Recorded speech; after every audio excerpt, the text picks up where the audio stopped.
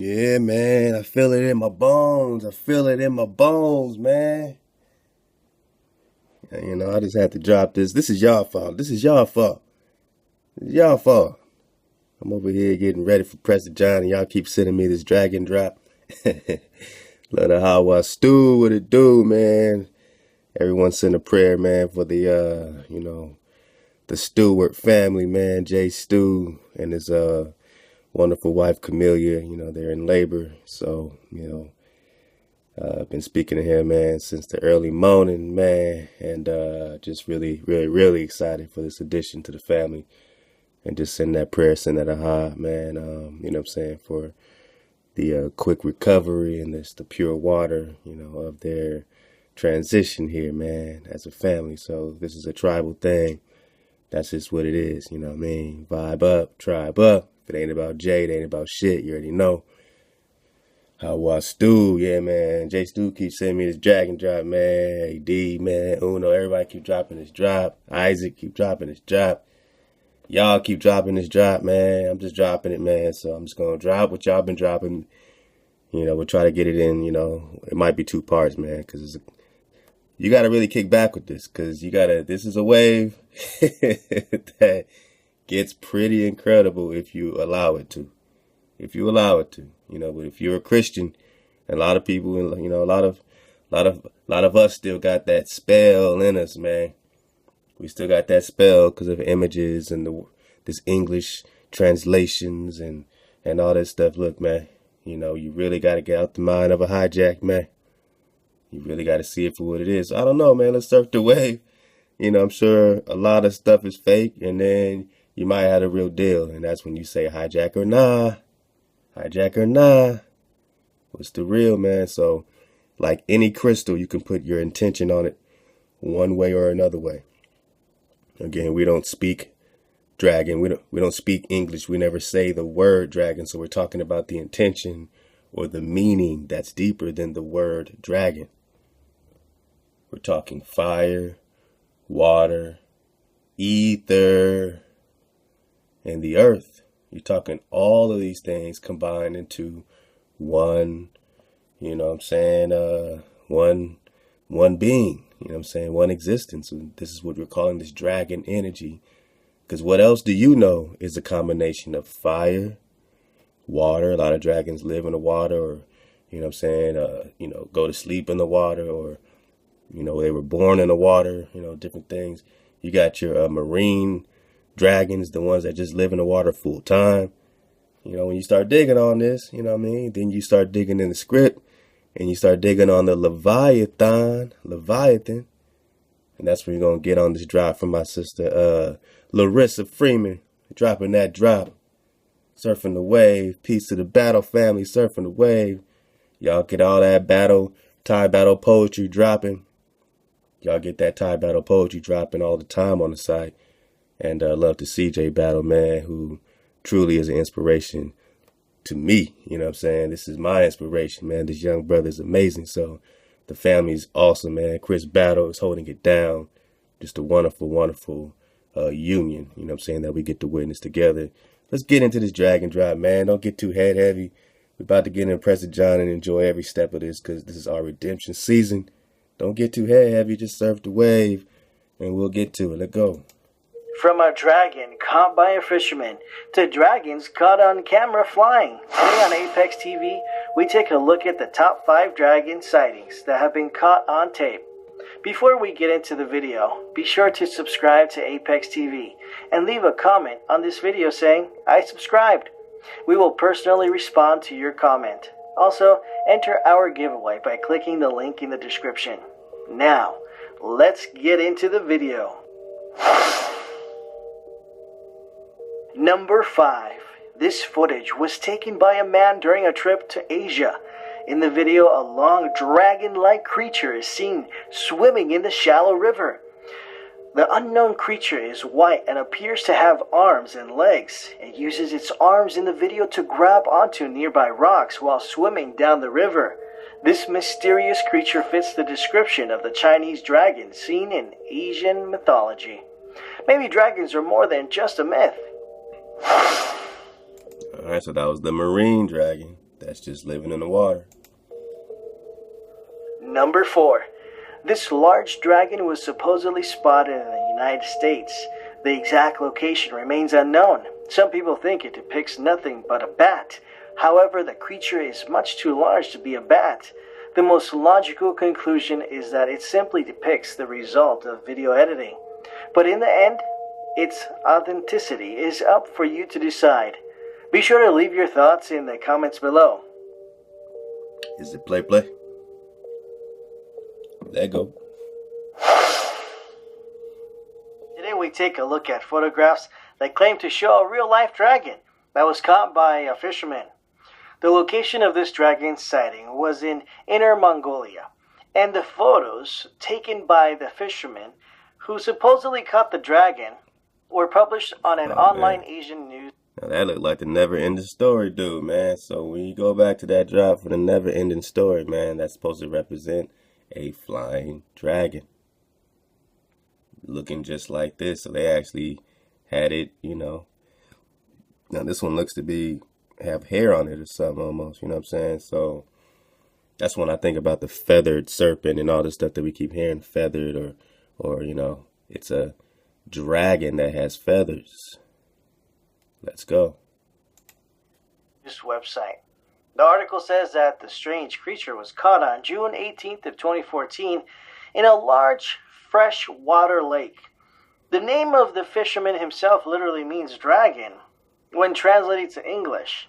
Because of this, some have hypothesized that there could be another similar dragon still in the lake. The creature that was caught had all the characteristics of the dragons depicted in Asian mythology. While taking a look at the dragon, we can see that it has claws, long whiskers, and horns. These images have gone viral on the internet, with many people proposing theories as to what they really show. Some think that ancient stories of many Asian countries are based in some truth, and this creature really is a dragon, while others aren't so convinced. Other news reports say that the fisherman called the police, and the dragon was transported to China for further studying. There have been no updates on these images since then, so it could be safe to assume that this alleged dragon may not be real. What do you think? Is this a real dragon that was caught on camera? Please be sure to leave your thoughts in the comments below. Hijack or not? The following footage was taken by a drone in Brooklyn. It shows a mysterious flying creature that was caught on tape. Now these last two, just you know, just get your straps ready, because these are the ones that got me. The other ones I was like, yeah, all right, I don't know. These are the ones that got me. Let's go. And now another transmission from Apex TV.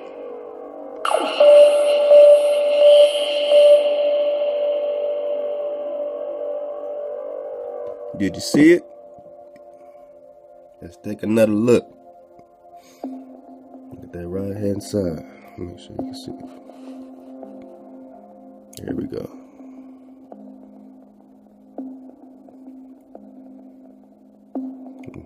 Okay.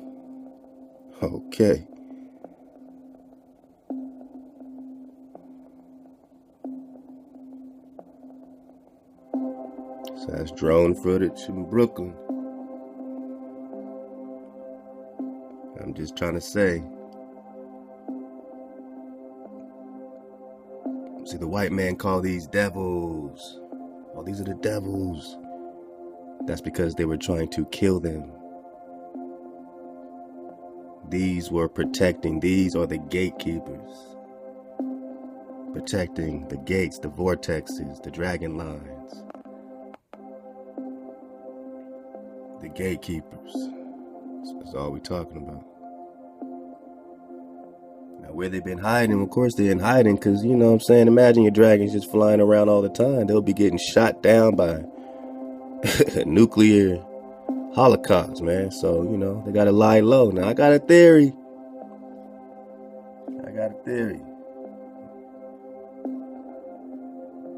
Let me go back a little bit. So some have questioned why a dragon sighting would take place in North America. It's way down there on the screen, so I'm just reading it for you. So why would a dragon sighting take place in North America?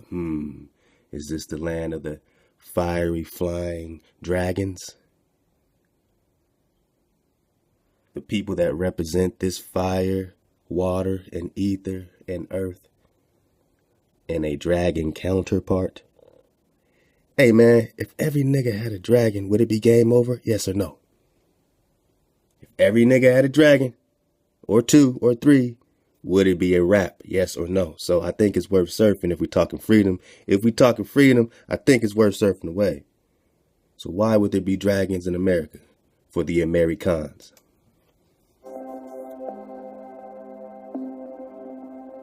Where are your dragons? We know they've been eating them. Are you feeling it?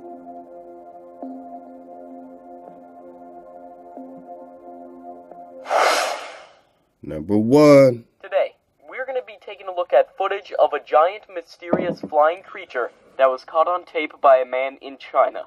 Okay. This particular footage was taken near the border of Laos.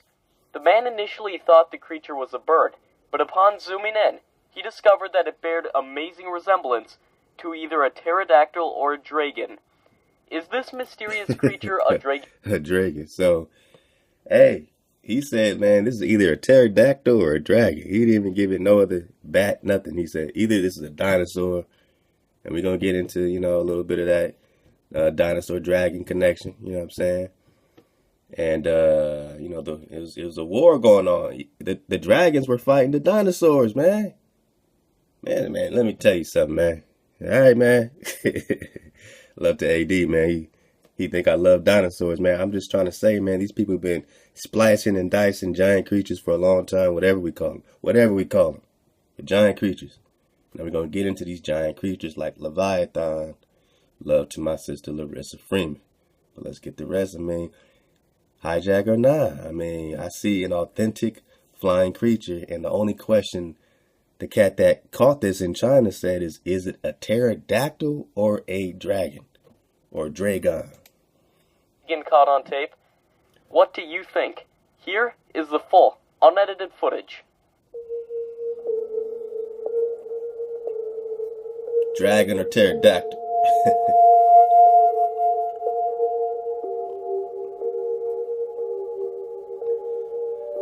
What if every nigga had a dragon? Draco. I'm in love with my Draco. You feel your dragon? You feel a dragon calling you?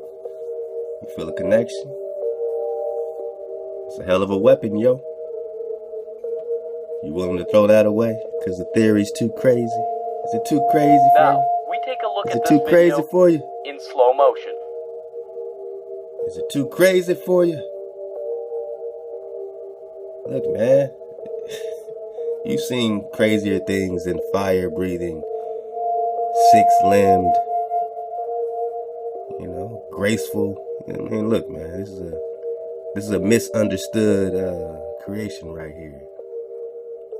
And it's misunderstood because it's been taught to you by those that invaded you. Now you're learning about something that's sacred to you from them in their mind.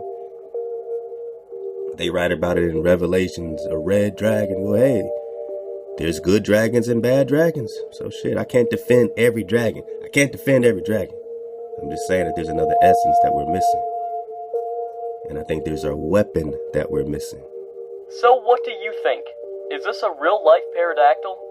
Is this proof that pterodactyls still exist? Pterodactyl. Is it evidence of the existence of dragons? Uh-oh. Please leave your thoughts in the comments below.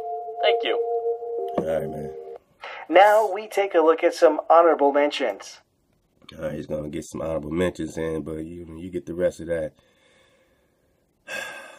Let's get in our indigenous suite, our indigenous flute suite. Wow, man, the Battle family took some great pictures out in Chichen Itza, Mexico. Yeah, man. Look at that. There you go, man. Chris Battle, man. Guardian on the wall. Man, I'm talking about the real ones.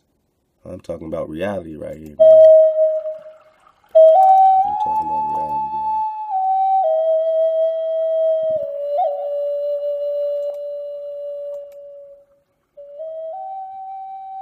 Hawa.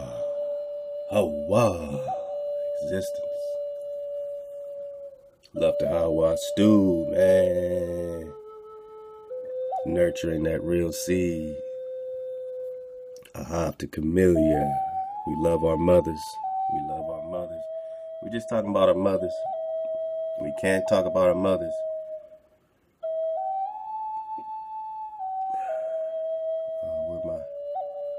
Where my fire? Where my fire go?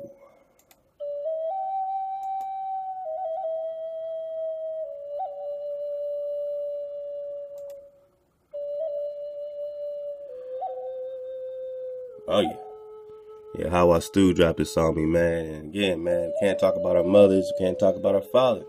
We can't talk about our framer and shaper without the overstanding, the understanding, and the understanding. You know, get it all perspective. When we're talking cross, these are the dragon lines, people. All right, it's been presented to you as a cross. Down here it says Ronak, almost like Roak, which just is air or ether, air. Then you got earth, Iba, Ibesha. Then the I am or Hawa. All right, you have water, Wa. Then you have Nor or fire. So water, fire, earth, and air make up the cross or the tau or the sign on every dimension. All right, if you're talking physically, then you're talking about a physical area of a crossing or four corners, right? A vortex, right? Dragon lines protected by the gatekeepers, the dragons, right? Remember the etymology of dragon.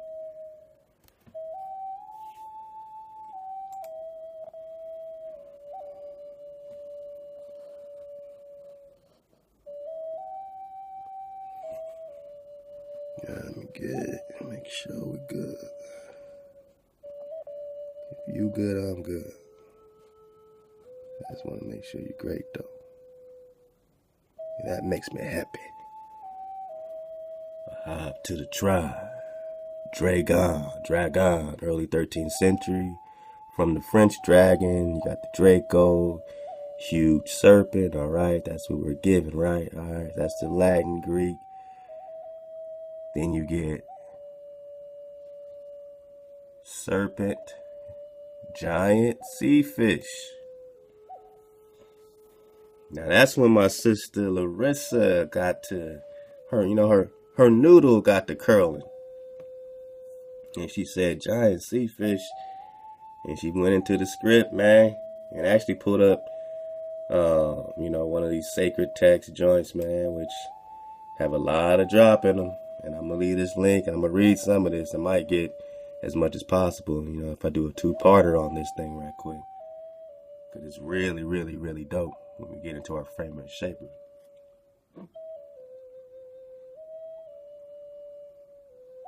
Well, let's just get it right here, right quick. On the 5th day of creation, Hawa took fire and water, and out of these two elements he made the fish of the sea.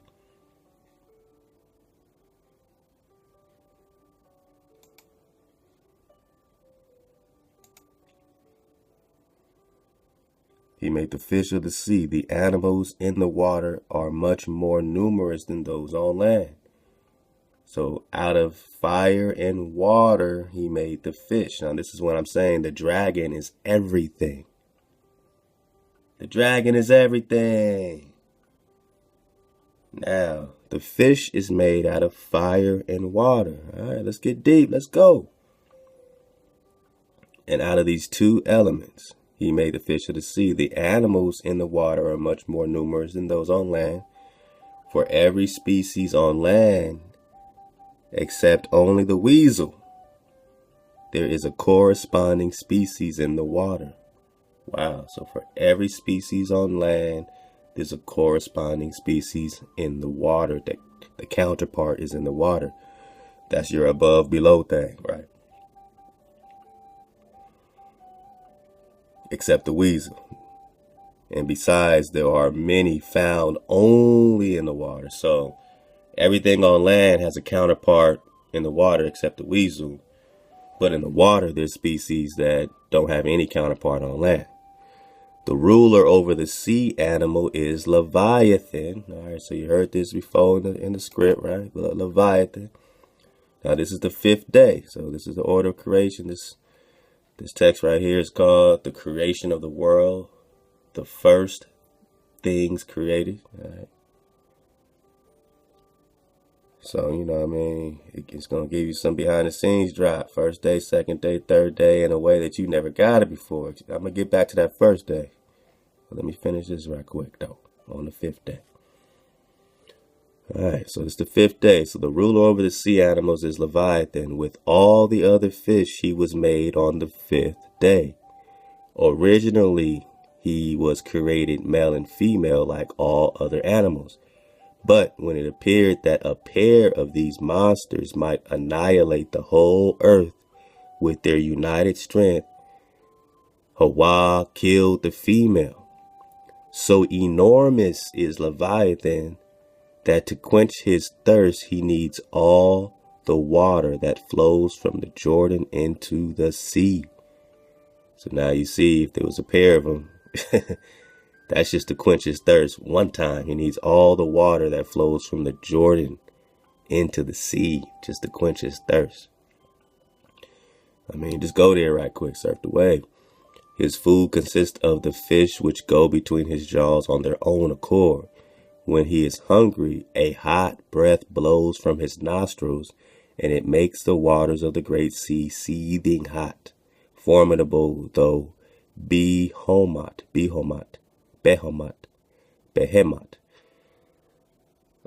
other monster is he feels insecure until he is certain that Leviathan has satisfied his thirst. The only thing that can keep him in check is the stickleback, a little fish which was created for the purpose, and of which he stands in great awe. But Leviathan is more than merely large and strong. He is wonderfully made. Besides, his fins radiate brilliant light. So you're going to get that these dragons radiate light. You know what I'm saying? They can, glow in different colors and do strobe lights and all kinds of stuff like candles, The very sun is obscured by his light. So, this Leviathan has a light within him so much that it obscures the sun's light. And also his eyes shed such splendor that frequently the sea is illuminated suddenly by it. No wonder that this marvelous beast is the plaything of Hawa, in whom he takes his pastime. There is but one thing that makes Leviathan repulsive, his foul smell, which is so strong that if it penetrates thither, it would render paradise itself an impossible abode. Now listen up. This is, I'm going to get this paragraph, and that's how you know we're going to go to a whole nother level on this wave right quick. The real purpose of this giant fish, Leviathan, is to be served up as a dainty to the pious or the righteous in the world to come. So his real purpose is as food for the righteous during the transition into the world to come. Ain't that some shit? I mean, you ain't gonna get that from the King James Version. I mean, why would they make some shit like that up? So the real purpose of these giant situations is to be served up as dainties, or delicacies to the righteous or pious in the world to come. The female was put into brine as soon as she was killed. So when the female counterpart was killed, it wasn't just for no reason. She was already put into brine, getting prepared for what's coming up. Wow. So they're just food, like, the food. Everything is created for you, Negro. Everything's created for you, copper color races. Primarily. Facts. if you ain't, getting down, man, let me tell you, this ain't no debate. We're talking about original and the return of the original. The female was put into brine as soon as she was killed to be preserved against the time when her flesh will be needed. The male is destined to offer a delectable sight to all beholders before he is consumed. When his last hour arrives, Hawa will summon the angels to enter into combat with the monsters. So Hawa's going to send his angels to take him out, to get him ready, to be eaten. But no sooner will Leviathan cast his glance at them than they will flee in fear and dismay from the field of battle. So this beast is so heavy, so big and terrifying that it scares the angels to death, and they run away in fear. They will return to charge with swords. So the angels come back with swords, but in vain, for his scales can turn back steel like straw. They will be equally unsuccessful when they attempt to kill him by throwing darts and slinging stones. Such missiles will rebound without leaving the least impression on his body. Disheartened, the angels will give up the combat, and Hawa will command Leviathan and Behemoth to enter into a duel with each other. So the angels will not be successful at taking out Leviathan, according to this joint, So then he's going to have to go into a duel with his match, all right? The issue will be that both will drop dead, Behemoth slaughtered by a blow of Leviathan's fins, and Leviathan killed by a lash of Behemoth's tail. From the skin of Leviathan, Hawa will construct tents. Listen, man, this is real handy and crafty stuff. So Leviathan's going to be a lot of things for you. You think he's some beast because they taught you it's just a beast. This is your food and this is your shelter, and it's waiting for you. And the female's already being prepared for the righteous as a feast. Let's go. From the skin of Leviathan, Hawa will construct tents to shelter companies of the pious or righteous. So he's going to make tents out of the skin while they enjoy the dishes made of his flesh. The amount assigned to each of the pious or righteous will be in proportion to his deserts, and none will be in proportion to his deserts, and none will envy or begrudge the other his better share. So you're going to get it in proportion, I guess, to your land. What is left of Leviathan's skin will be stretched out over Jerusalem as a canopy. Is it play? I can't confirm or deny. I'm just sharing some drop that Sister Larissa dropped on us. So what is left of Leviathan's skin will be stretched over Jerusalem as a canopy, and the light streaming from it will illuminate the whole world. And what is left of his flesh after the righteous have appeased their appetite, after you finish eating, Negro, will be distributed among the rest of men to carry on traffic therewith, so they can distribute it. After the Most High's children eat, everyone can eat. On the same day with the other fishes, the birds were created, for these two kinds of animals are closely related to each other. Fish are fashioned out of water, and birds out of marshy ground saturated with water. Wow. Fish are fashioned out of water, and birds out of the marshy ground saturated with water. So then they get into this bird called the Aziz or Ziz. So the sister dropped the Leviathan etymology. We looked at the dragon or dragon. Now this is the Leviathan drop. Now what does it say? Sea monster or sea serpent. You getting it already? sometimes regarded as a form of Satan. Oh, here we go. Sometimes, right? So the twist that they put on it is that these things, because they were eating them, because this stuff was protecting you, it became devils to them. So when they saw dragons, they say devils. When they see anything that they can't control or that's above them or that has a divine, you know what I'm saying, a true divinity, they call it devil, because it's not in line with their Zeus, with their celestial. It's above their celestial. They can't create nothing like this. So it's a devil to them. Sea monster, sea serpent. Hebrew, Leviathan. And then you see what? Dragon.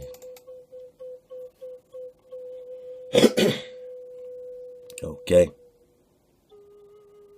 All in relation. Dragon. Serpent. Huge sea animal. Again, you went to dragon and you got what? Dragon. Huge serpent. Giant sea fish. When you get the dragon, they give you giant sea fish.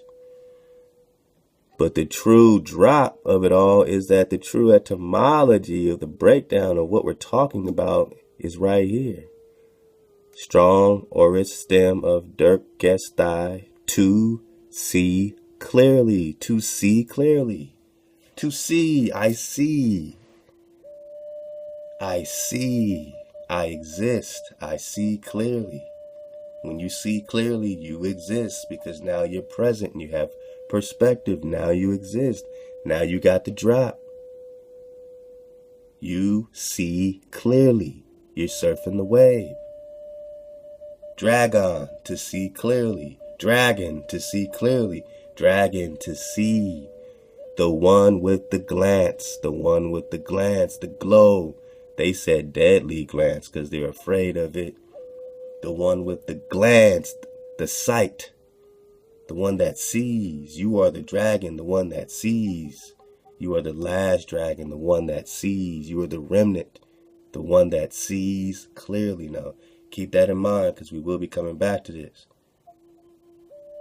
We will be coming back to this, because we're going to get into dragonflies. I'm going to tell you like this, and I'm going to tell you right now. When we talk dragonfly,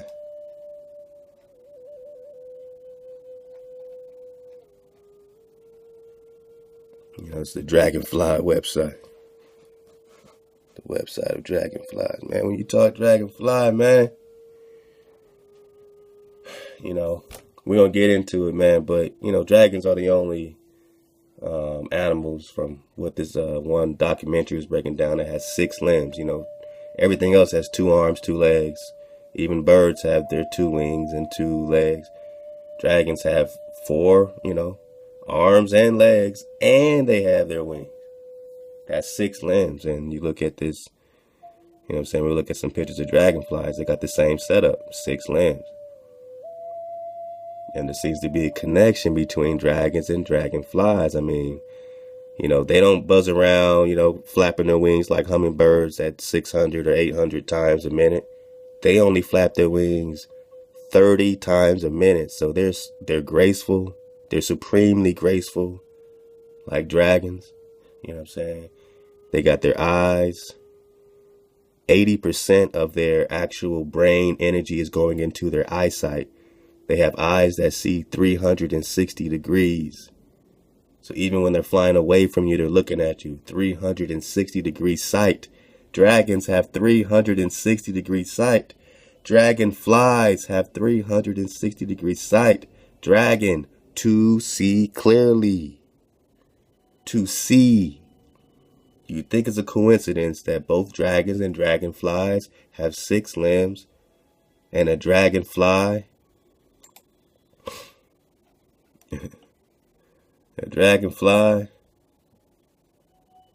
man, we're gonna get into.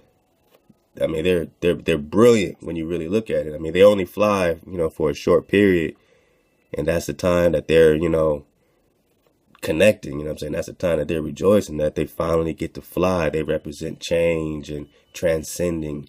You know what I mean? So if you start seeing dragonflies, well, get it, man. If you start seeing dragonflies and you want to know what's the symbolism or meaning of a dragonfly, the dragonfly has been a subject of intrigue in every single continent it is found on. And with each civilization, it has developed a unique meaning to it, its behavior and lifestyle. The word dragonfly and the family it belongs to, Odanata, have evolved in many myths associated with dragonflies and their taxonomic cousins, selfies.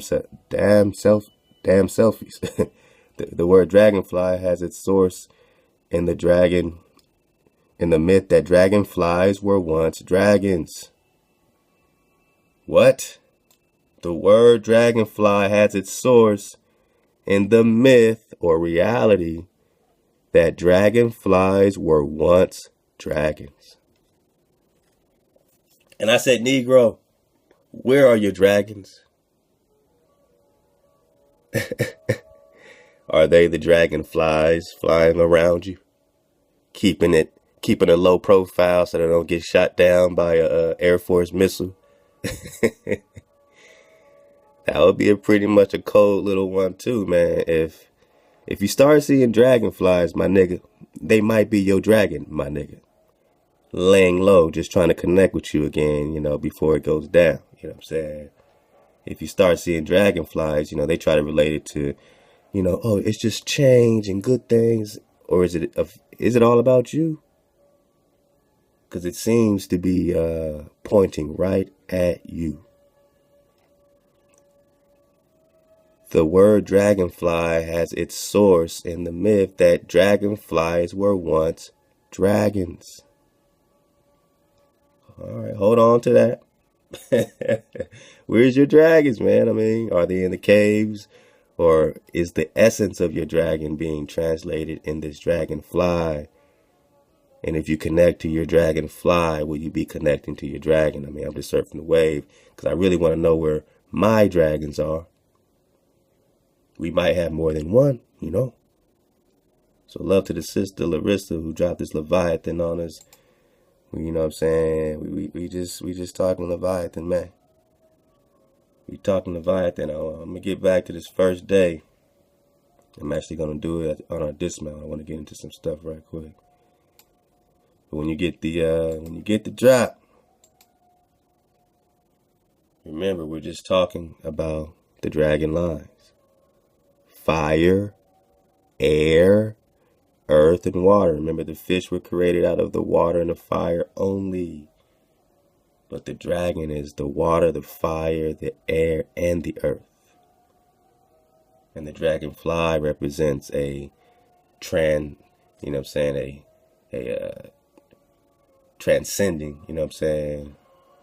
of it all, and a change, it's redemption season, it's harvest season. It represents, returning to nature. It represents returning, man. They say, oh, return to nature when you see dragonflies. And you mean return to the wilderness? You mean it's time to be hijacked free on our own land? Is that the real meaning? Not just go hug a tree? We ain't doing the hug a tree campaign. We talking about going home.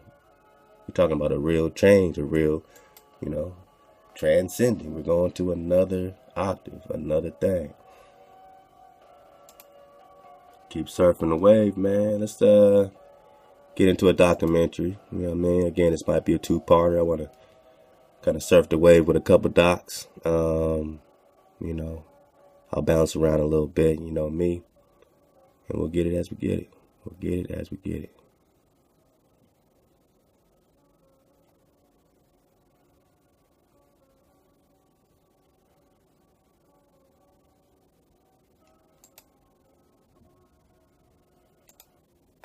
Let's go.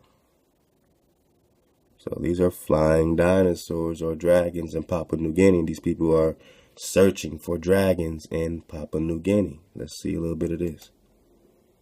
Love to all the family that dropped these links on me, man. So, appreciate y'all. Let go. The island of New Guinea is often called the Lost World. Separated from Australia by a mere 100 miles, it is roughly the size of Texas. The tropical rainforest here has one of the most diverse ecosystems on the planet. It is also one of the most inhospitable. The second largest island on Earth. It's got violent earthquakes, huge mudslides, titanic tsunamis, and something else. I've seen up to 7 in the sky at once. It just go like, make a noise, just pass through. They are really mean, and they will attack you. It is a very dangerous place. Eyewitnesses report seeing what can only be described as giant flying monsters. The creatures are said to have featherless, leathery skin and wingspans of over 30 feet. The beast is said to have a large crested head, which seems like a giant spike, and a long beak full of razor-sharp teeth. There are also some reports that describe it as having a glow, or bioluminescence, meaning it is able to emit its own light. The reports all seem to most closely resemble a prehistoric dinosaur, thought to have been extinct for 65 million years. This was a pterodactyl. In 1944, American fighter pilot Wayne Hodgkinson was stationed at the Allied military base of Finschhafen in Papua New Guinea when he saw something he would never forget. We were going up this trail. It was a pretty heavily wooded area, but we did come to an area that was relatively clear. He was traveling through the jungle when he heard a loud, startling sound. Then this creature took off. He made a few steps down through there and was airborne. He was so big, as his wings deflected, you could see all of the brush down below just flattening out. Hodgkinson instantly recognized the creature in front of him.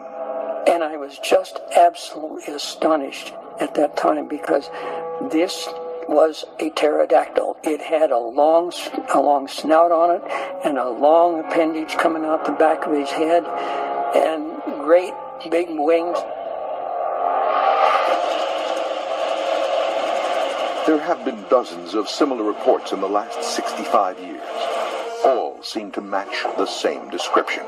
Well, we've got a very good intelligence that these may be the pterosaurs that, according to evolution, has been extinct for 70 million years or so. Garth Guessman is director of field research for Genesis. So again, they're looking for pterosaurs. They're looking for dinosaurs, man. Again, love the AD, man, because as soon as we started going dragon crazy, man, he dropped like 3 or 4 links, man, in a row. Like, man, let's go. So I said, man, all right, man, let's go. So, I mean, you know what I'm saying? We're talking about eyewitness accounts and them glowing. So, yeah, they could be flying dinosaurs or, you know, they're hot on the trail of dragons. Let's see a little bit more. This park, a research organization that works with local missionaries. Guessman believes that the creatures are pterodactyls, also known as pterosaurs. When I found out that there was research going on in Papua New Guinea looking for these creatures, I was just amazed. These animals are believed to have gone extinct along with the dinosaurs, something that Guessman is now questioning. There's very good evidence that is indicating that they still are alive. The island of New Guinea is a seeming real-world Jurassic Park. New species like the smoky honeyeater, found in 2005, are often discovered here, and most of the island remains unexplored by scientists. This makes the area one of the most logical locations on the planet to search for unknown animals. Papua New Guinea is one of those sort of places that you could consider to be a lost world. And I am really hoping to see a mystery animal. Dr. Dave Martell is a world-renowned paleontologist. He's one of the few experts on Earth who specialize in pterosaur research. We get the first signal of them appearing sometime in the latest Jurassic. The professor is extremely skeptical the mystery animal will be a pterosaur. If I was going to put some sort of percentage on that, it would be 0.00001%, a very, very small percentage. Because of the nature of pterosaurs, it's an animal that is voted, it flies. They would have been seen by lots of people, and I would be really surprised if there was one still here. So it might not be. It might be something that flies less frequently, like a dragon. They're going to get it a little bit right here, man, because they get in and they start seeing things up in the sky bone. Let's go. Investigating the demon flyer for over 15 years. The demon flyer. So you're going to start hearing your dragons referred to as demon flyers. Who does that sound like, Negro? What happened when they found you? They called you demons, right? They said you were cursed, right? The devil's children, right? So you're the devil's children, and here's your demon flyer. And watch what they call the dragonfly. Little demon hornet things, man. Everything is demon and devil when it refers to you. That's when you flip the script and you flip the light on. He says most of the sightings have occurred at night because not only are the creatures nocturnal, but they're also bioluminescent. This means they emit their own light, much like a giant firefly. Nation claims to have filmed the creature glowing at night. I was down at the village of Tawa, not too far off from the grass strip, looking up toward a mountain when I saw what I thought first was an open campfire. But then I saw a second bioluminescence, and I thought, whoa, that's when I threw the camera up and started filming. The first fire basically died away, dimmed down, and the second bioluminescence actually rose up and flew over the backside of what I call a saddle between two hills and disappeared from sight. So that's what I have on video.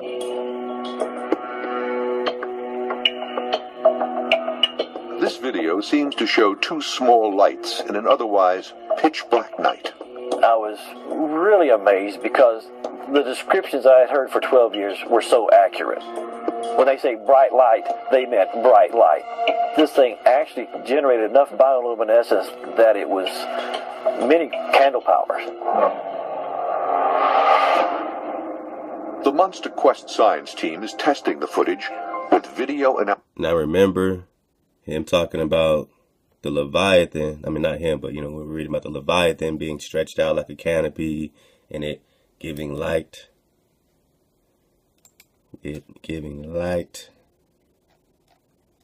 in the fifth day. What is left of Leviathan's skin will be stretched out over Jerusalem as a canopy, and the light streaming from his skin will illuminate the world.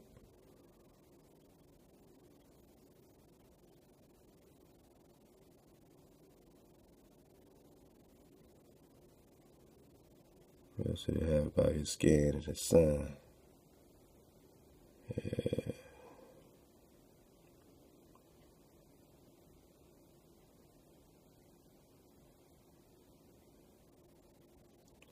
But Leviathan is more than merely large and strong. He is wonderfully made. Besides, his fins radiate brilliant light.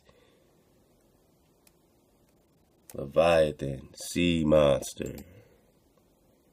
Sea animal, dragon, Leviathan, dragon,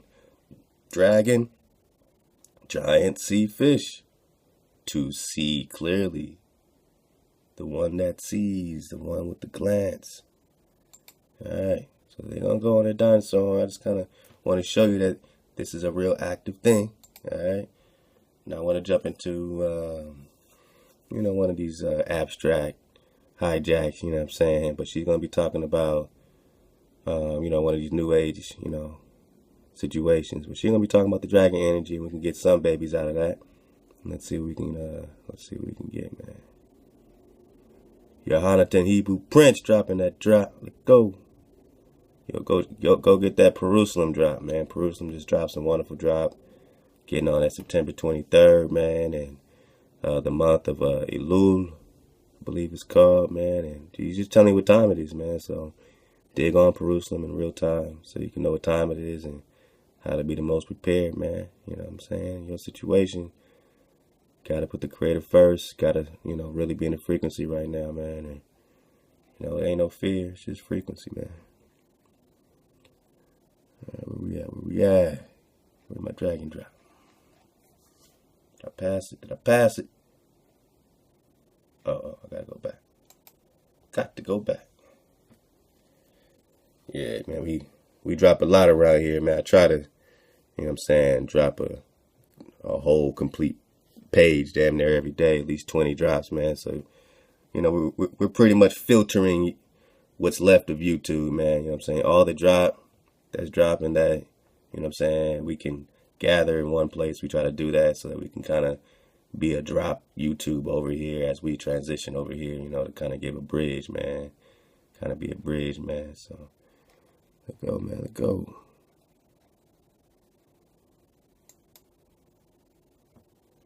So, you know what I mean? Pretty soon, though, this is live radio all up in your face bone all day long. You come over here, you click on that listen, and you're live just like that with whatever's on the radio.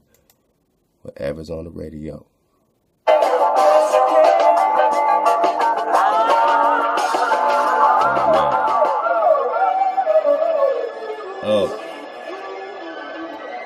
Oh.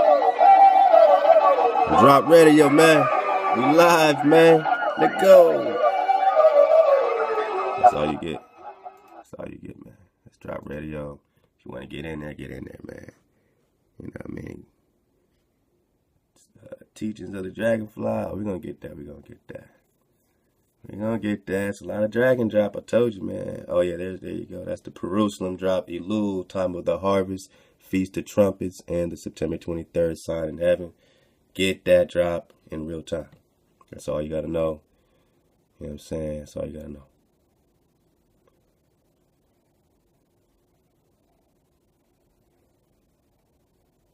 Dragon drop. Hey, man, you got to have fun with this, man. I mean, the possibilities are astounding, you know? You saw that joint. The truth about dragon energy. We finally found it. So let's get some of that. We still got about half an hour, I think, on this on the space. However much space I got up in this camera phone, man, you know. That's how we do it. We've been recording drop on the same old iPhone since the beginning. It's still going, man. Still same old Chromebook. Let's go. Put the camera up. Let go, man. Press play. We in real time, man. See drop, man, because it got everything to do with you. Now, she's just in love with her dragons. She's just in love with her newness of the age. And it's cool, man. Whatever, man. Get the drop you need out of this because she's only abstracting it from you, from the copper color race found here. She's playing with your dragons. Let's go.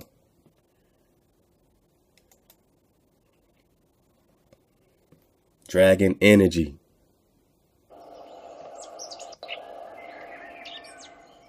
Hey there, beloved Ascension Pioneers.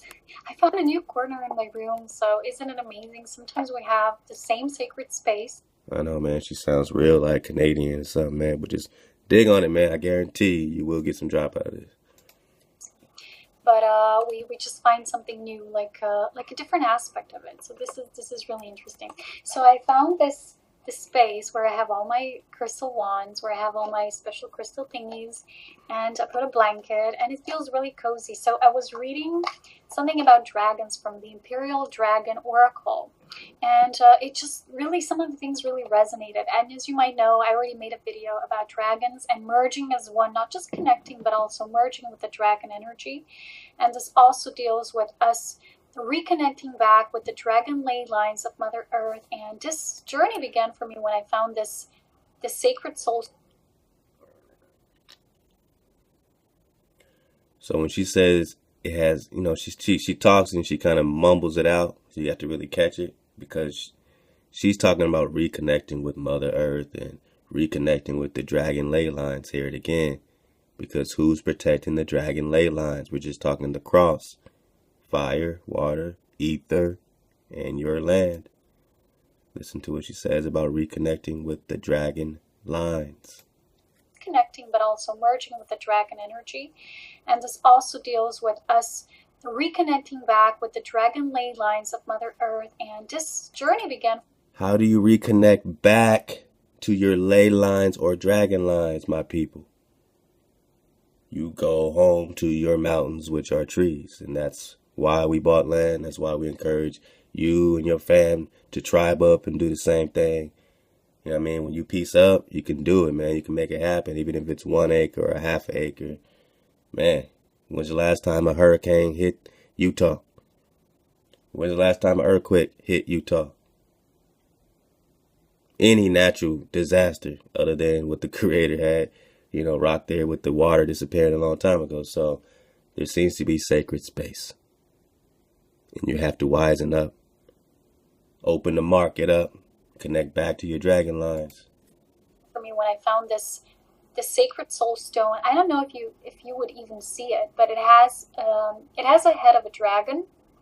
It has the 2 eyes. It has the snark. It has everything. And ever since I found this stone and I began watching this TV show called Merlin, which is a lot about dragons, I really began to connect with it. So this week I painted my first dragon painting, and as you can see, this is the closest that I can really describe it. Is the name essence of this dragon is Kenneth Karan. I can't even pronounce it really because it's a phonetical expression. It sounds really similar than the dragon in the TV series Merlin. And when I painted it, Spirit just guided me to this new technique with this, as you can see, this black lining. And I just wasn't sure about it at the beginning. I was like, wow, this is not my style. And I was just like, yes, just go along it. So people really liked it when I shared it on my Facebook page. And what is new for me here in this is it came out looking like from a cartoon, but somebody said today that it just looks like so alive that I managed to paint it in a way that it looks like the whole landscape is just going to come alive in the mountains. And yeah, so next week I'm doing a reading. I'm doing a guidance with the Dragon Oracle and with the assistance of my painting and the Dragon Oracle. So please join me then. But until then, I really wish to share from my heart some more about... I mean, so these are just witches, man. These are just witches, but these witches are using your magic. They're using a base of energy, frequency, vibration, and that's what you call magic, is energy. What intention are they putting on your crystals? Remember, the drop is always in there, and you have the perspective to yank the babies out the bathwater. The dragons, because I feel this energy has been so misunderstood on this planet. It was really abused a lot and understood in a way from the negative perspective. So, as you know, dragons and slaying dragons and the darkness and slaying our inner dragons, our inner demons and all of that. Dragon slayers. You got people popping up saying they dragon slayers. Eating your dragons. That's violation. That's a violation. Man, you're talking about something that you are connected with on a whole nother level because of what it represents and what it's created for, such as the Leviathan. These are your team players. These are your team members. That's your tribe. Ame'ricans.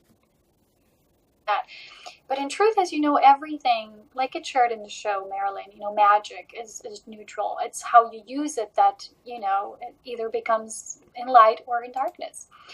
Neutral. Crystals are neutral, but how are they going to use the crystal? She said she got crystal wands back there. How's she going to use them? What intention is she going to put on them? You're going to be a good witch or a bad witch? So when you really tune into the energy of dragons, I feel it's important to understand some of the archetypes and what it's really about, because they are really a symbol of that great divine will, of self-empowerment. And somebody shared this today on my page, that they have a lot to do with a lot of us now connecting with this energy and with the fire. And I shared about this with the awakening of heat and body heat and radiating fire from within. So when we do this conscious merge with the dragon energy, this is what begins to take place. And I had a lot of people shared on my community page about this and how they felt this heat, and they even had dreams, meeting their dragon. Now, this shit is where you got to start digging on. I mean, have you been feeling something within yourself? You got to really, sit still and meditate. Even if it's 5 minutes a day, just sit still with Hawa. Just breathe. Every breath is Hawa. You inhale the Ha, you exhale the Wa. And do that for 5 minutes and see if you feel, Just see if you can feel that heat, that fire, that unquenchable fire. Guidance or anything like that. So today I just want to shortly read from this book, because there's an introduction that I feel is really interesting, and I want to share it with you guys because I'm not sure everybody now has this oracle, right? So I'm gonna just put this this painting as I read. I want to put it somewhere, you know, maybe you can just hold it like this, and to just connect with the energy of dragons when I'm reading this. So let me just find the part where it begins to talk about dragons. So let's see.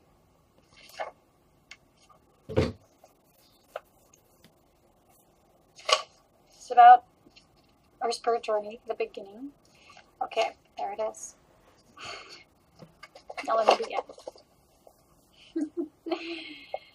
There was a time, many years and tens of thousands of years ago, when mankind was just another animal. It was a time when many of the creatures that we now know of only in mythology actually existed in physical reality. At this time, dragons ruled the world. They were the guardians of the planet and held the energies of creation in balance. So, as you see, when we perceive them as dark or, you know, harm, that they mean harm, or they're evil, and they're, you know, causing this mishap and so many misfortunes with, you know, with the fire that they breathe out. It's a lot has to do with the age that the, you know, that current state of evolution was present there.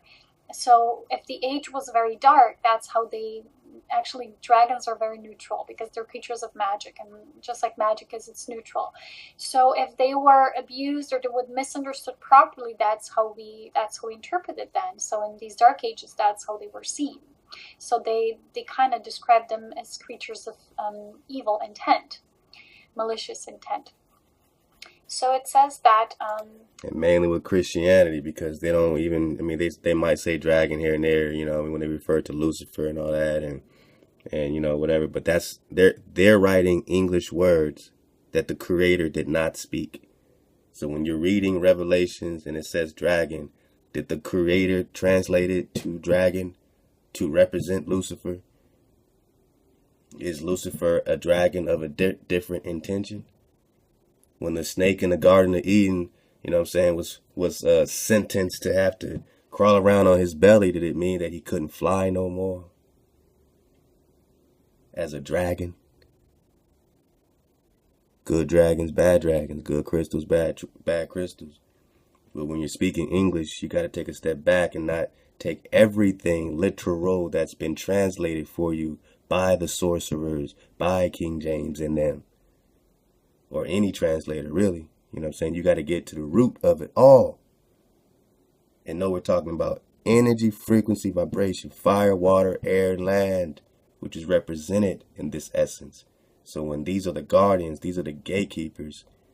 So they go to war against you, they go to war against your dragons, they start to slay them, they start to eat them. You got dragons right now hiding out.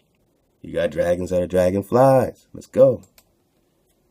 they were the guardians of the planet and held the energies of creation in balance, like I said. But everything that has a beginning has an end.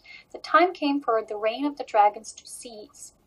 It then became the turn of humankind to watch over Mother Earth.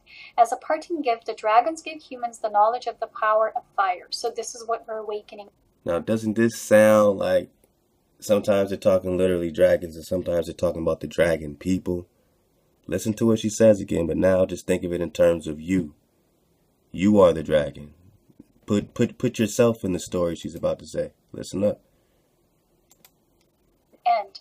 The time came for the reign of the dragons to cease. The time came for the reign of these Negroes to cease, of these Israelites, these dragons to cease. Came the turn of humankind to watch over Mother Earth. As a parting gift, then came the term of humankind. Humankind. Kind of human. Got to get the drop from getting to the root of it all. Uno got the drop. Then came humankind after they took out the dragons because their reign was apparently over. Because they got out of order with this magic or energy. Give humans the knowledge of the power of fire. So this is what we're awakening now with this dragon energy. It was this power that had brought us to these amazing times in which we now live. What is even more amazing is that the dragons are back. They have returned to help us make the leap of consciousness that will bring our planet. Dragons are back. Dragons are back. Are you seeing dragonflies? And all its inhabitants up to this higher level of being. Dragons have always been harbingers of change, so it should be no surprise that we feel attracted to their energy at this time. It's not just attraction, like I said, it's a conscious merge with many of us. So this oracle actually can help to connect us with the dragon energy and enable us to start to understand the power of change and the wisdom to be found within it. So this helps us to enable us to navigate through life with calmness and ease. And this is how we welcome the dragon energy in. So this is when it becomes, the part enters with describing the world of dragons and their legends. The dragon is without doubt the most widespread of all the guardian spirits of the earth. The word dragon comes from the Greek drakon, meaning the seeing one. So as you see, my dragon, I say mine, but it's ours, is actually golden white. It's the same as all the frequency coming through my essence. And it has these beautiful white wings. They're shining wings. And it's like intermingling of colors of... Right, skip ahead, man. Talk about her artwork. Legends from India and Japan tell of the precious pearl that grants all desires that is obtained from the sea dragon. One of the earliest... Let's get it right here. And coins and golds and pearls. Links between dragons and pearls can be found in many other... There's a lot of messages that can come through such series that have that kind of topic. And the Celtic and German heroes Arthur, this is the Merlin saga, Tristram, Beowulf, and Sigurd. In India, in the Naga region of Assam, the local tribes tell of dragons who may assume human or half-human, half-reptile form. They are guardians of treasure, most notably pearls. Again, human form, they guard pearls or gold. So when they're trying to hunt these dragons, they're literally trying to get the gold because they're protecting treasure. And, it's connected with that wealth and wealth. Coins and golds and pearls. Links between dragons. Coins, golds, and pearls. So now you know they're after your gold. Your dragons to them is a sign of treasure. So they're trying to slay dragons to get this gold, to get this. Hey, man, you think this is play? Or do they want the gold? Pearls can be found in many other cultures as well. Chinese dragons are depicted with thunder pearls in their mouths that they spit out. In other traditions, dragon deities are connected to the moon, the night shining pearl, or I just have one hand, so that's how it is, or the pearl of heaven, as it is called in Mexico. Buddhist legends from India and Japan tell of right. As it's called in Mexico, it's called the Pearl of Heaven. We got to slow down so we get this drop. We ain't in a rush. We can do this as long as we need. No rush here. Oh, wow. So in Mexico, they say that these dragons are guarding the Pearl of Heaven. Just dig on it. Precious pearl that grants all desires that is obtained from the sea dragon. Wow. One of the earliest written records relating to dragons comes from the Herodotus, the Greek father of history. And in the 5th century before Christ, he describes the dragon as a creature of both water and land. As you know, there's still many legends of the creatures like in Scotland, we have the Loch Ness, the Nessie monster, that many of the people don't yet know about. But these are all beings that also link with the inner earth, and sometimes they come to the surface, and I think this is explained in one of Dolores Cannon's books as well. So he says it lays its eggs on the land and lives there during the daytime, while at night it lives in the water. Its claws are strong, and the scaly skin on its back cannot be sundered. Yeah. Some cultures depict the dragon as a serpent born from a rooster's egg incubated in manure, while others said it arose from the combining of a human or worm with metal. That's weird. Ancient Chinese sources say the dragons are hatched from stones as snakes or born from sea plants or aged pine trees. That's a bit... Aged pine trees. Now get the cedar drop. Love to teach. All right, we're talking pine trees. We're talking righteous trees born from aged pine trees? Interesting energy. Human or worm with metal. That's weird. Ancient Chinese sources say the dragons are hatched from stones as snakes or born from sea plants or aged pine trees. That's a bit weird as well. You know how people like to interpret legends in their own way. In most traditions, dragons were intrinsically linked to the natural world. That's what they do represent. But I said they're like direct reflection of our consciousness. The Babylonians' creation myths tell us of the she-dragon Tiamat. I'm sure you heard of that one. The mother of all the gods. When she was slain by her descendant Marduk, the world was formed from her body. In India, the drought demon was a dragon that confined water.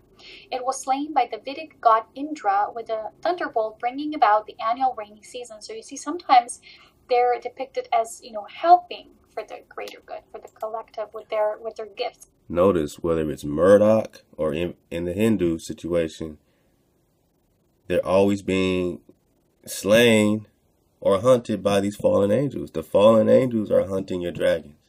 Listen to what she says about Murdoch and what she says about the other angel that's hunting them, and all the heroes of Greece and Rome she's talking about, that's hunting them and all this stuff like that. Author and all this stuff she's trying to say. So they're always hunting your dragons, man. Because the fallen angels are always hunting your dragons, and it's in their stories. As snakes or born from sea plants or aged pine trees. That's a bit weird as well. You know how people like to interpret legends in their own way. In most traditions, dragons were intrinsically linked to the natural world. That's what they do represent. But I said they're like direct reflection of our consciousness. The Babylonians' creation myths tell us of the she-dragon Tiamat. I'm sure you heard of that one. The mother of all the gods. When she was slain by her descendant Marduk, the world was formed from her body. In India, So Marduk slayed the dragon. The drought demon was a dragon that confined water. It was slain by the Vedic god Indra with a thunder. Indra slayed the dragon. These Christians are slaying the dragon and calling them devils. Bringing about the annual rainy season. So you see, sometimes they're depicted as the Moors are eating your dragons. Helping for the greater good, for the collective, with their gifts, with their talents. And the fire breathing quality isn't always a negative one, In ancient Egypt, Osiris, the god of the underworld, kept a dragon that he released once a year. It's very similar in the Merlin TV show when the Osiris had a dragon in captivity that he only released once a year. You think that dragon was happy, or was he in captivity, just like you? King kept only one dragon and kept it below the surface in a cave. The dragon rose up from the underworld into the physical world, causing the annual flooding of the Nile River, creating the rich and fertile flood plain. Some Chinese dragons are also rainbringers that sleep in pools during the winter, the drought season, and rise in the spring to fight, causing the thunder and lightning of the spring storms. So you see, it's like they're connected with the natural cycles of rhythms of life. The ancient Chinese art of Feng Shui determines the best positions of buildings according to how the energy of the local dragons courses through the land. In Greek mythology, the fertility goddess Demeter, you probably know of that one as well, rode the chariot drawn by dragons and brought the knowledge of agriculture to the people. References to fire-breathing dragons can be found in many Middle Eastern cultures, including the Egyptian fiery flying serpent, and the Levithian, which is graphically described in the book of Job in the Bible as follows. This is an interesting part. Listen up. His sneezes flash forth light, and his eyes are like the eyelids of the morning. You can see what kind of eyes I created. So she's reading out the book of Job, and Job is talking about this creature that sneezes fire, and his eyes are bright. You know what I mean? So we have a dragon sighting in the book of Job. Ooh, flashy. Out of his mouth go burning torches, sparks of fire leap forth. Out of his nostrils smoke goes forth, as from a boiling pot and burning rushes. His breath kindles coals, and a flame goes forth from his mouth. Very interesting. The evil dragons were considered symbols of death and destruction. A lot of times they were associating them also with the war. The Greeks and Romans, although accepting the Middle Eastern concepts of dragons as a dark power. Dark power, huh? Again, only one hand. also saw them as benevolent beings that dwelt in the inner earth. And there's still a lot of connections with that, you know.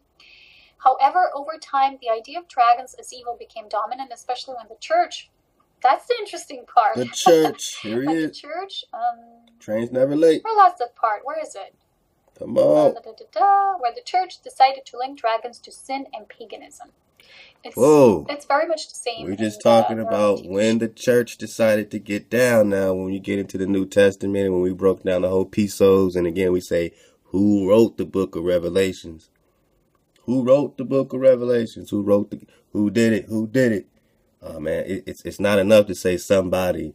And by the way, the Most High said, who wrote it? Somebody, man. It's just, you know, it's packaged up, man. I'm just gonna take it word for word. Somebody did. Right now, as an indigenous autochthon that was rolled up on and invaded, you can't say somebody. We have to investigate. We got to connect, you know what I'm saying, the babies, which is what we're doing with our migration, our Moshe, our Mashiach, our land, our promised land. Everything's checking out in the cliches. Everything's checking out in the Papal. We see where the real Joshua is. We know where we're at. We know who we are. We're linking it. We're linking the con. We're connecting who we are in real time that they abstracted from us. So this is the connection we're building, man. One more time.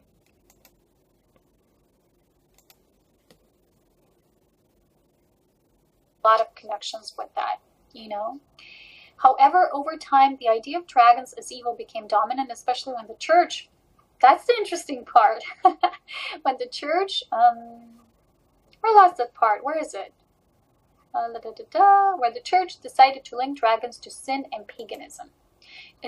So now we have this devil dragon. And that's why it's hard even for us now in our psyche to accept dragons. Because we're like, no. Lucifer. Because the church told you so. And if you're reading the New Testament word for word, and even the Old Testament, and you ain't connecting it with the babies, your creator exists, that's pretty much the main baby you're going to get, is that the creator exists. Now, when the creator exists, what happens? What happens? When you know the creator exists, what happens? Man, I mean, when you know you're in the frequency, when you know that the creator exists, you begin to what? You begin to see clearly. You begin to hear the sound and listen. You don't need a book to prove anything. When you hear, when you see, when you ask the right questions, when you surf the wave, you can comb through it all. You can get the babies all around you. But none of it is absolutely vital to prove the creator when you know, when you see. When you see your sacred trees touching the firmament when the sky was lower and closer, and you see that this is a system, a very technical system created for you with a rule book, a playbook, and everybody can play. Everybody can play on the field, but you got to be in order, and you got to know whose field you're playing on. You can't come over here hijacking the field, calling yourself Ame'rican because you're born here, but you weren't the copper color race found here. That's hijack 101. And it's not okay to be like that today, and it wasn't okay yesterday, because apparently you ain't seeing clearly. That's why you're afraid of my dragons. That's why you're afraid of the dragon. So what you say, the church came in? Yeah, the church came in and just violated the whole scene. It's very much the same in the Merlin TV show. You know, it's all about suppressing the old religion, which is, you know, just that divinity of all life and creation. So the classic scene of a slain dragon at the feet of saint or martyr was seen as symbolic of the Christian fight against the old religions. The dragon has also been long... That's the symbolism of the Christian fight against old religions, the scene of the slayed dragon. That's them conquering old religion or old creation. That's them conquering the original, the reality. To slay a dragon to them is conquering reality so they can build their illusion. That's how they see the world without any dragons. If they see the world without any dragons, you better go look for your dragon, man, because they're scared shitless over this. Considered as a symbol of sovereignty for humans, which is the self-empowerment. From the emperors of ancient China to the tribal leaders of the Celtic and Germanic traditions, dragons were also strongly linked to warfare.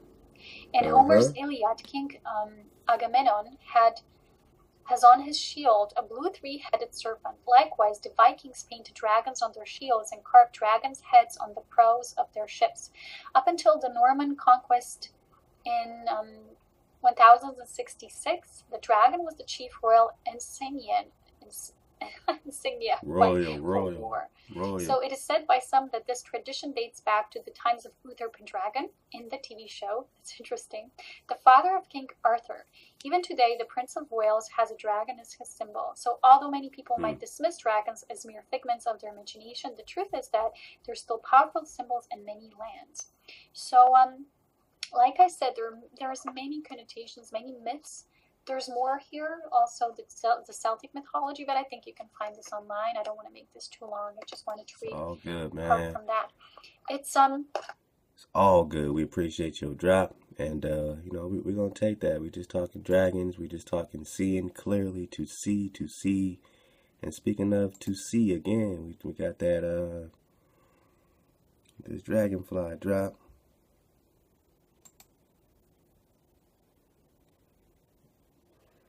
Let's just get a piece of this, man. As we make our dismount, we will do a part 2. I'll do a part 2 right away, man, so we can just get it out, get to that Press of John as televised. Now, the dragonfly. All right, let's get some dragonfly drops for our dismount. Let's go. The dragonfly in almost every part of the world symbolizes change in the perspective of self-realization and the kind of change that has its source in mental and emotional maturity and the understanding of deeper meaning of life. All this applies to the so-called Negro and the transition taking place. Listen up.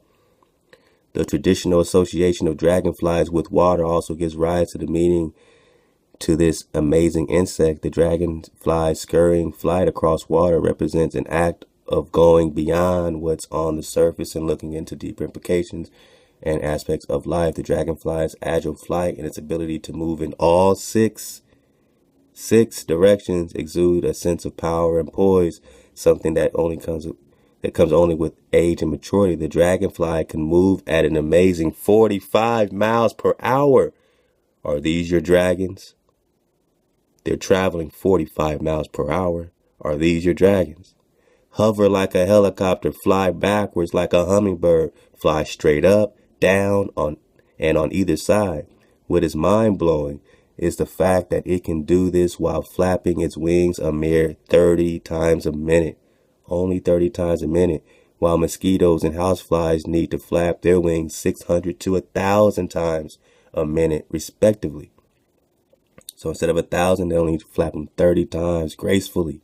The awe-inspiring aspect is how the dragonfly accomplishes its objectives with utmost simplicity, effectiveness, and if you look at proportions, with 20 times as much power, as much power in each of its wing strokes when compared to the other insects. The best part is that the dragonfly does it with elegance and grace that can be compared to a veteran ballet dancer. If this is not a brazen, lazy overkill in terms of display of raw power, what is? The dragonfly exhibits iridescence both on its wings as well as its body. Iridescence is the property of an object to show itself in different colors. Remember all the colors of the Leviathan? Depending on the angle and polarization of light falling on it, this property is seen and believed as the end of one's self-created illusions or the matrix and a clear vision into the realities of life. The magical property of iridescence is also associated with the discovery of one's own ability to unmask by unmasking the real self. So who's coming out of this exodus? The real the real seed, sprouting seed, and removing the doubts one casts on his or her own sense of identity. You will no longer cast doubts on your identity and be called the so-called Negro. Who has an identity issue, and what do these dragonflies represent, if not the copper-colored race found here, whose identity was stolen? Most High said, don't kill and steal. The first thing they do is kill and steal, and they set themselves up and give themselves law over you. This again indirectly means self-discovery and removal of inhibitions, man. It's like, let go. It's time to go. You got your identity back. The dragonfly normally lives most of its life as a nymph or immature. It flies only for a fraction of its life and usually not more than a few months. This adult dragonfly does it all in these few months and leaves nothing to be desired. Only a few months. Let's go. Let's live now. So it struggled. It went through what it had to go through, and now it's flying. You struggled. You went through what you had to go through, my people, and now we're flying above the barrier. This style of life symbolizes and exemplifies the virtue of living in the moment and living life to the fullest. By living in the moment, you are aware of who you are, where you are, who you are, where you are, your orientation, what you are doing, your mission, what you want, freedom, what you don't, slavery, and make informed choices on a moment-to-moment basis. Surf the wave. We're doing it all. This ability lets you live your life without regrets, like a great dragonfly. Now listen, the eyes of the dragonfly are one of the most amazing and awe-inspiring, given almost 80% of the insect's brain power is dedicated to its sight. 80% of the dragonfly's brain is dedicated to its sight. And the fact that it can see in all 360 degrees around it. It symbolizes the uninhibited vision, see, of the mind and the ability to see beyond the limitations of the human self. The grasshopper has 80% of its brain power going into its sight. It sees in 360 degrees, man. Unlike anything else, it symbolizes the uninhibited vision of the mind and the ability to see beyond limitations, the ability to see clearly. Is it a coincidence? Is it play that a dragonfly can see in 360 degrees and the etymology of a dragon is to see clearly? And they both have 6 limbs and the little nigga flies at 45 miles per hour? And they're both demonized. All right. Let me do it like this, man. Got a little time left. We're going to do a dismount on this teachings of a dragonfly. And we'll pick it up in part 2, man. Let's go. When you give me all this drop, it feeds my ruach. I keep investigating within myself. Yesterday I was outside and these 2 dragonflies just would not leave my back little porch. I got a little back porch, man. They would not leave. I was mad because they kept just buzzing the area up. I was like, what? It was only 2 of them. And they kept going in circles and circles and circles and circles for hours. And about a week ago, my wife, Chef Candy, was like, a dragonfly landed on me. And she freaked out. But then she looked it up and she said, that's not a bad thing. I said, huh. So I was laughing at her. All right, let's go. A special totem.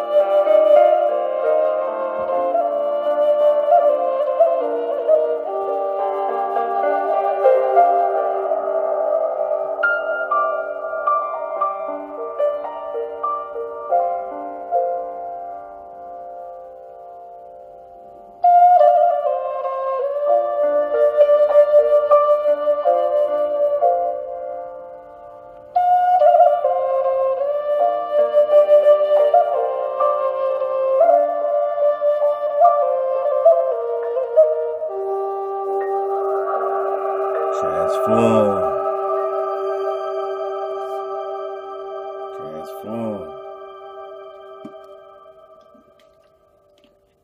Da-wa-da. Let's get it like this. Let's keep those flutes going as we get back into our sister Larissa's drop right here. Make a double dismount. Let's go back to the top like I wanted. We're back in the creation of the world. I'll just get it for you. I know this is very small. If I do this, it'll be hard to see. So just rock with me. Let's go.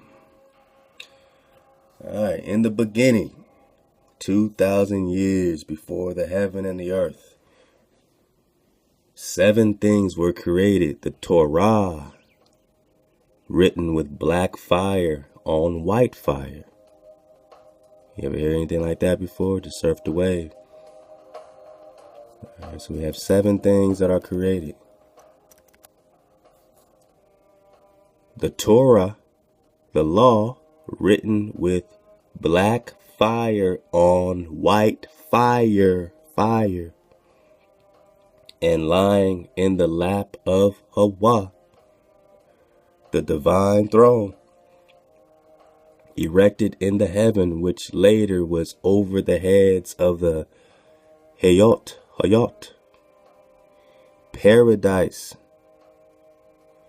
on the right side of Hawa, hell on the left side. So paradise was on the right side of Hawa, and hell was on the left side. Now, you don't think it matters when they flip your map, and then now you're on the left side in America, and they're on the right side over there.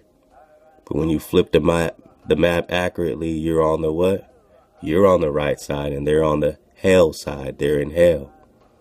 The celestial sanctuary directly in front of Hawa, having a jewel on its altar graven with the name of the Mashiach, and a voice that cries aloud, "Return ye, children of men."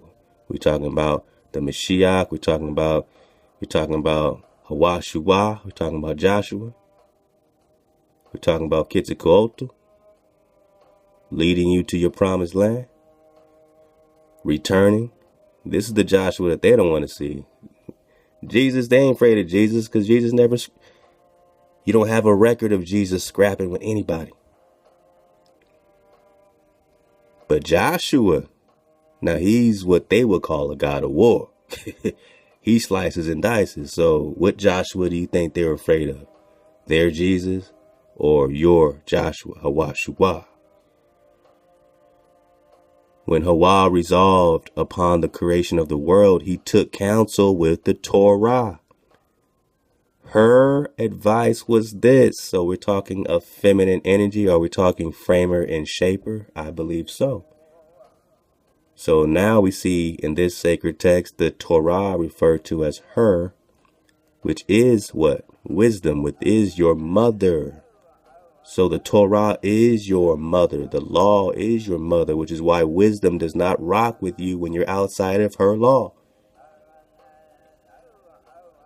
When you're outside of the vibration of your father, that is your mother as well. That's your mother's law.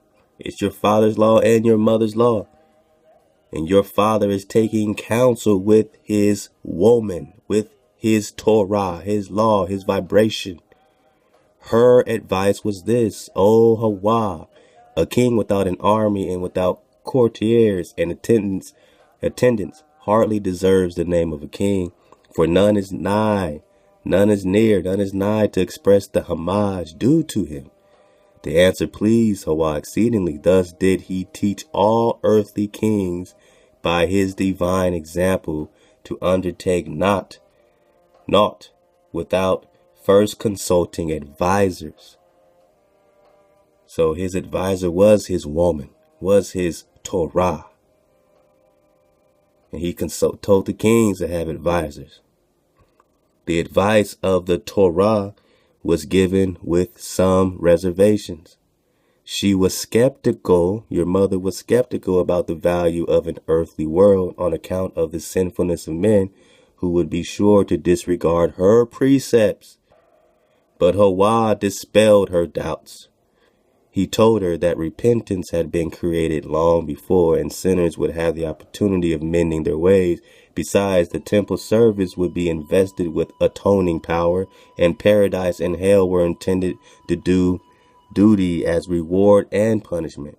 Finally, the Mashiach was appointed to bring salvation,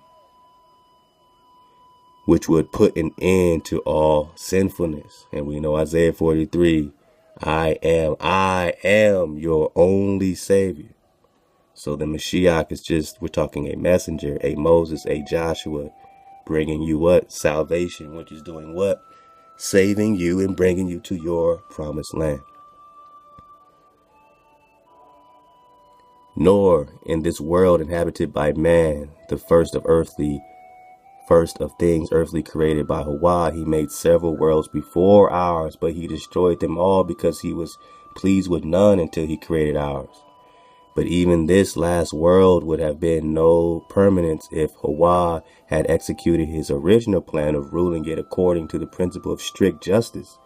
It was only when he saw that justice by itself would undetermine the world that he associated mercy with justice and made them to rule jointly. Thus, from the beginning of all things prevailed divine goodness, without which nothing could have continued to exist. If not for it, the myriads of evil spirits had soon put an end to the generations of men. But the goodness of Hawa has ordained that in every Nisan, at the time of the spring equinox, the seraphim shall approach the world of spirits and intimidate them so that they fear to do harm to men. Again, if Hawa in his goodness had not given protection to the weak, the tame animals would have been extirpated long ago by the wild animals. In Tammuz, at the time of the summer solstice, when the strength of the behemoth is at its height, he roars so loud that all animals hear it, and for a whole year they are frightened and timid, and their acts become less ferocious than their nature is.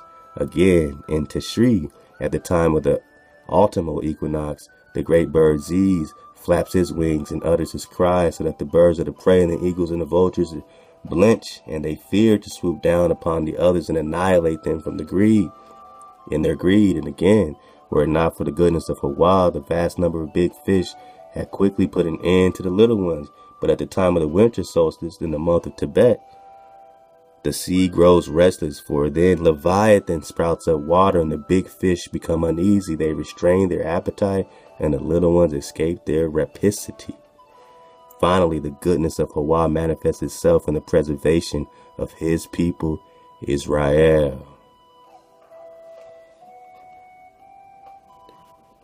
Finally, the Most High manifests itself in the preservation of his people, Israel. It could not have survived the enmity of the Gentiles, the heathen, if Hawa had not appointed protectors for it, the archangels Michael and Gabriel. Whenever Israel disobeyed Hawa and is accursed of misdemeanors by the angels of the other nations, he is defended by his designated guardians. Every time you curse, you got a guardian. With such good result that the other angels conceive fear of them. Once the angel of the other nations are terrified, the nations themselves venture not to carry out their wicked designs against Israel. So it's a trickle down, that the goodness of Hawa may rule on earth as in heaven. The angels of destruction are assigned a place at a far end of the heaven, for which they may never stir, while the angels of mercy encircle the throne of Hawa at his behest. I'll see y'all, man, in part 2. Love to the nation. Love to the tribe.